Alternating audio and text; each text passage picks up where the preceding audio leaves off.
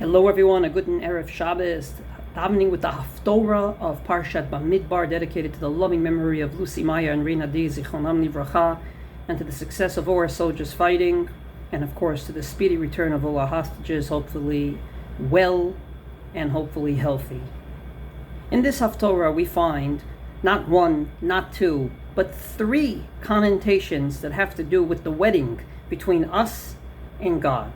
A famous two psukim that many say when they wrap the tefillin around their fingers, ve'irastich li le'olam, ve'irastich li b'tzedek, u'v'mishpat, u'v'chesed, u'v'rachamim, etc. May we be engaged to God in justice, in kindness, etc. And the third pasuk, a little less known, is a prophecy that on that day we're going to call God Ishi velo ba'ali.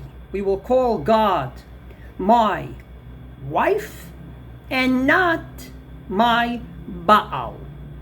Now in modern Hebrew, most people call their husbands Baali, which means, in a way, my master. That's just modern Hebrew.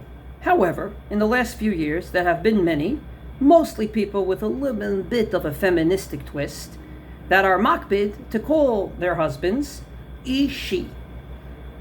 And I believe this is a wonderful change for the better, because when we speak about our relationship to God, there indeed is two avenues. The first avenue is yira, namely awe. We're so far from God, we don't create the world from nothing, and therefore there's a sense of awe, a sense of you're so far from me and I'm so small compared to the master of the universe. But there's a second relationship, and that is ahava, love. And that relationship is we're partners. We are not just partners, but we are the chosen nation that fulfills 613 commandments from God's beloved Torah. And I don't think that it's by coincidence that every single year this Haftorah is read before Shavuos, before the giving of the Torah. We can of course fulfill the Torah and say, what are you going to do? God commanded me, I'm scared of God. Or we can fulfill the Torah out of a sense of identification, out of a sense of we're in this together, out of a sense of we're a husband and wife and we run a family together. I hope and pray as we read this Haftorah that the Jewish people will feel not just a sense of distance from God, but rather a sense of partnership with God. And if we feel that partnership, I believe things will change, not just in our relationship in general, but in our shul specifically.